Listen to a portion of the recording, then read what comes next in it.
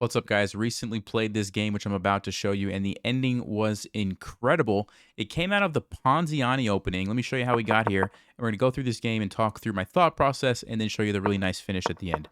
So the Ponziani, you're basically trying to play d4 right away, and you would like to be able to recapture with your pawn and get a really nice center. For example, if I play d4 and I recapture. This is great. I have two pawns in the center, and I mean, I've gotten rid of black center pawn. I'm ready to start pushing these guys forward. This is kind of the idea behind the Ponziani, right? One of the drawbacks of this move, though, is that black can now play, and this is what my opponent played, d5. And the issue is normally I'd like to take this, and when the queen recaptures, I'd like to gain a tempo on that queen by moving my knight here, right? But I can't do that because the pawn is in the way. I just noticed that my mouse is still on. I had turned it on before. I'm actually going to turn that off because I find it a little bit distracting. 1 second here. Let's uncapture the cursor. There we go. Okay. So this is the problem here with the Ponziani. Sometimes you don't really have a good follow-up in this position. So what I like to play is, and this is one of the main lines here, is queen to a4 instead. And what I'm doing is pinning the knight so that I can take this pawn here on e5, right? So black says, okay, I'll play f6 and defend the pawn. Now you have to be careful playing this move a lot of times as black because you exposed the king on this diagonal. But in this case, my queen's already moved away on the other side of the board. Black doesn't really have to worry about that. And this is one of the better moves for black to defend the pawn this way. Okay, so I followed up with bishop to b5. I'm again attacking some more here on this knight, and I'm actually just threatening to take this and win a pawn here. Okay, so black has to deal with that. And they played knight to e7, which again is one of the better moves here, or maybe the best move, just defending with the other knight.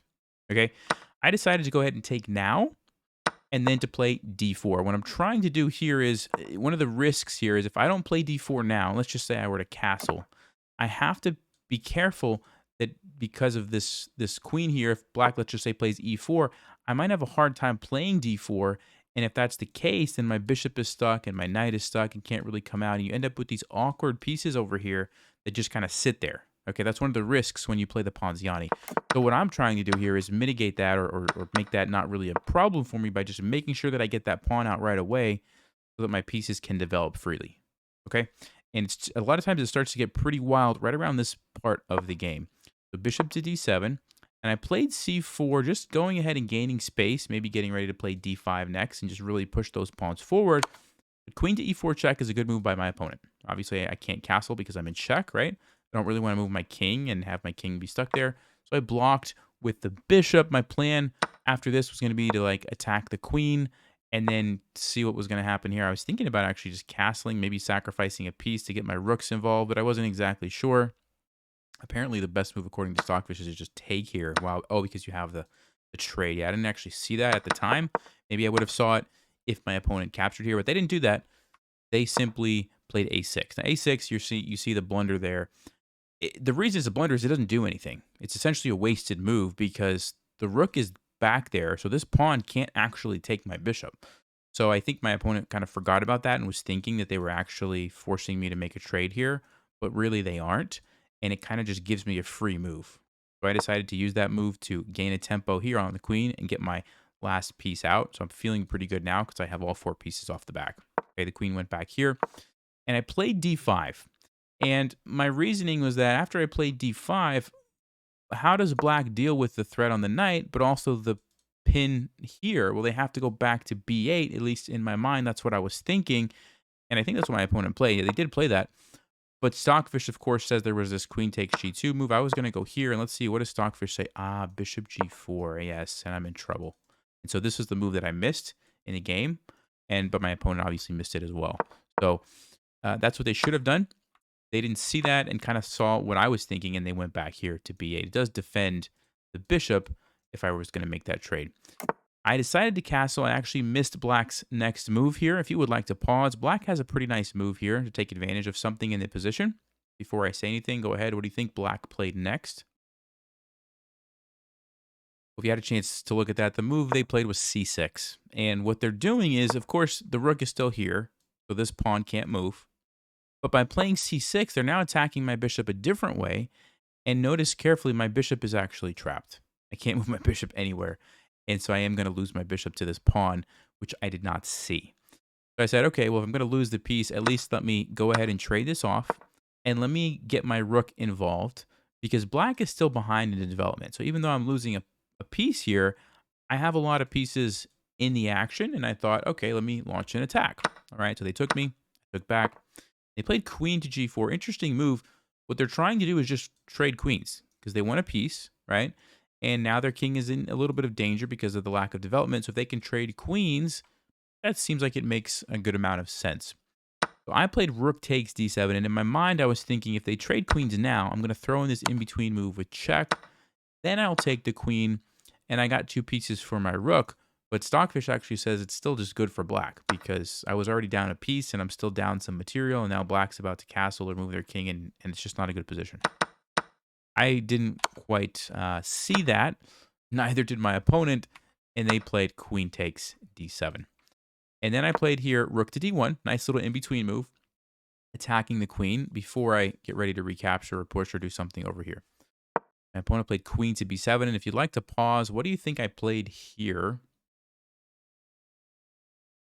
You had a chance to look at that. I actually captured here with check. So it's a very interesting position because there's the check. It looks like I'm winning the queen, but I'm not really winning the queen because black can, of course, play queen to c6, which they did, saves the queen, and also blocks the check.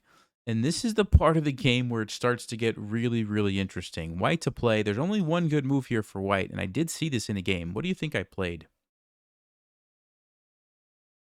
You had a chance to look at that. The move is knight to b5. Now, of course, I don't want to trade queens, right? That would be a terrible idea. I already mentioned how black's ahead the piece, and because of the sacrifice, now I'm actually down a rook at that point. At this point, right? You look carefully. 3 pieces, rook for a rook. Black has an extra rook. If I trade too much, I'm just in trouble. I have to keep attacking. So the move is knight to b5. And what knight to b5 does is actually threatens a fork here. And this is really weird if you've never seen this before, but it's threatening the fork because the queen would then be pinned and unable to capture my knight. So it's quite an advanced tactic. Also, there's knight to d6 check, which is a very, very powerful move. And so there's a lot that black has to deal with here, okay? So they played knight to d5, which is a good try because it unleashes the bishop to control this square, and it uses the knight to defend here. So it kind of deals with both of those 2 threats that I just mentioned. However, I have a very nice move here, which I did see in the game. If you'd like to pause, what do you think I played here? Get a chance to look at that. The move is rook takes d5, and I got the brilliant on that one. This is a pretty common tactic. If there's a piece sitting here and you have the knight, able to go to c7, a lot of times you can sacrifice, and whenever recaptures, you can simply win it back with a fork. Okay, so if the queen took me, I would simply go here and win the queen. All right, so black saw that and decided to take here instead, attacking my queen. And I think, again, I played a pretty nice move. What do you think I played here? If you had a chance to look at that, the move is knight to c7. And it's actually the same idea that I talked about before, except now the fork is happening here. But notice the queen can't take because it's pinned. And also the queen can't take me because they're in check, right? Same thing here. Can't take me because they're in check. A pretty nice idea. King goes to f7. And what did I play next? All right, if you had a chance to look at that, the move is queen to b3. And this is a crucial move here because now I have a bit of a problem in that both of these pieces are attacking my queen. So even if I try to grab the rook, I'm going to lose the queen over here. And there's not really much else I could do. I kind of have to, save my queen. What queen to b3 does, not only does it save the queen, but it also creates a threat on black's king. So for example, if black were to go ahead and just grab my knight, I would have a nice little move here, a couple of nice moves, but the one I was planning on playing was rook check, and then I'm going to be picking up the queen, as well as probably checkmating, black's king. So that's kind of the idea there with queen to b3. So my opponent saw that and decided to play king to g6 to get out of the discovered check. But what did I play here? White to play and find a really nice move. You had a chance to look at that. The move here, and I did see this in the game, knight to h4. And it took me a little bit to see it, but basically what I was thinking of was like, okay, the king, obviously doesn't want to come back here. I have my bishop already in a pretty nice position. I need a way to keep attacking the king. how can I do that? And then I noticed that knight to h4 has the benefit of not only attacking the king, it takes away this square. You pair that with the bishop. You pair that with the fact that the king doesn't want to go here. And I was noticing like the king doesn't have a lot of places to go. It's got to go here. And then I saw a nice follow up to this. And if you would like to pause, what did I play here? Got a chance to look at that. The move is queen to d1. And I'm basically just going king hunting at this point. We've got the king cut off from going back this way. The queen comes in to deliver the check. And yes, I'm going to lose my knight, but my opponent actually resigned here. But even if they take the knight, what's the finish to the game? Got a chance to look at that. It's g3 check. Notice the queen and the bishop are stopping the king from retreating. The king has to move forward. And then queen to h5 is actually just checkmate. So really nice checkmate there at the end. I thought that was pretty instructive. And it just goes to show that, like, if we go back to right around here, you know, I'm down a full rook, essentially, right? We've already talked about this, the 3 pieces and the rook.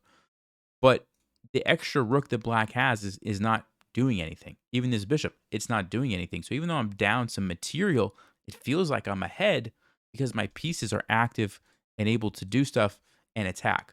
But you have to go into it with that mindset of like, I need to make the most of these next couple moves.